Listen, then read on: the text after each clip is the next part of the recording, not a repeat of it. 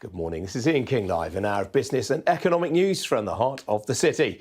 Well, the government support schemes will all change tomorrow. Businesses will have to pay 10% of salaries for furloughed workers. The stamp duty holiday ends and business rate relief falls from 100% to 66%. Small businesses, though, say they can't afford to pay it and are calling for an extension to that deadline.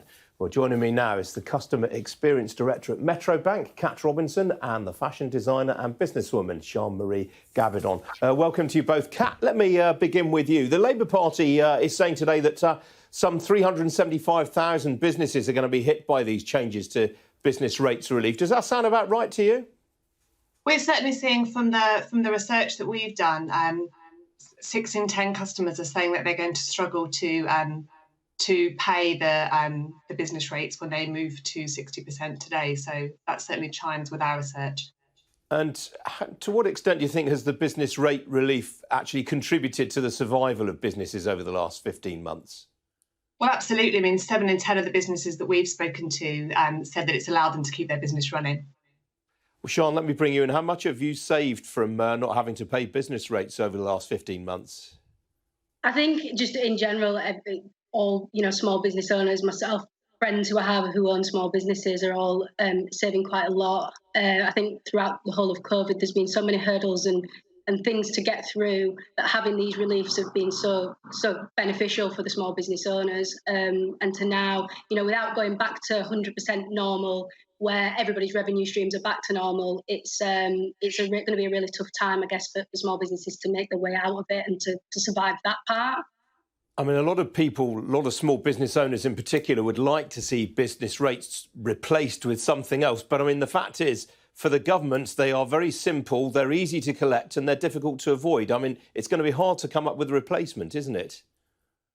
Yeah, and I don't know what the replacement would be, but I think, in my opinion, there just needs to be a better structure to come out of it that aligns more to, the research that we've got from Metro Bank is vital, and it's proven that if the revenue streams are not back to normal, then COVID is the direct impact of this. So until things go back to normal, I don't think we should be having to, as businesses, go back to normal in what we're paying. So. I mean, you're still going to be getting 66% relief until the end of next March, given that the economy ought to have returned to normal by then. I mean, that isn't a bad compromise, is it?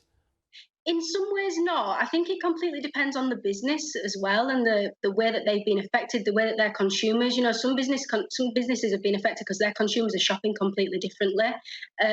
So in my opinion, and for me with my business, I had to completely adapt the way that we were. And I think some small businesses maybe need to relook at the strategy and the way that they are, trying to get to their customers.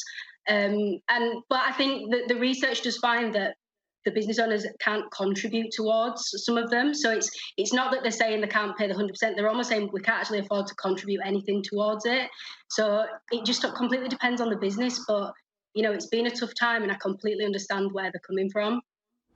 Kat, the government's currently consulting over having 3-year revaluations rather than 5-year revaluations. Do you think that's a good thing? I think so. I think, though, building on the previous point, it's about thinking about the support that businesses need in the round. Government support is part of that, but I think there's also support that business customers can get from banks. So thinking about the products and services that they use, thinking about wider support. So again, at Metro Bank, we have a partnership with Enterprise Nation, which gives advice and support to small businesses, as well as the remaining government schemes that are in place. Depends very much on the individual business, I think. But I mean, the wider point, though, is that business rate relief support has already cost the government some £17.1 billion during the last 15 months. I mean, there is only so much that the government can do at the end of the day, isn't it? No, agree. And that's why I think it's about looking at wider support from the government, but also from banks and from other sources to help small businesses recover from this really difficult period. Sean, were you looking to come in there?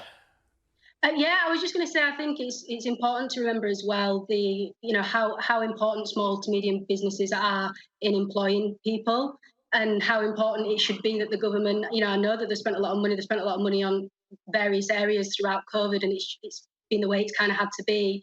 But I think at this stage, let's not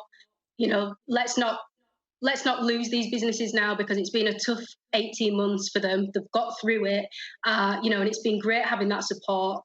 But we just need that bit of extra support to get out of it. And I think the truth is, we understand that it's not going to be forever and that we're not going to, have relief forever. But I think, we wouldn't want it to be all for nothing. And I just think it needs a bit more of a structured plan for getting us out of it now.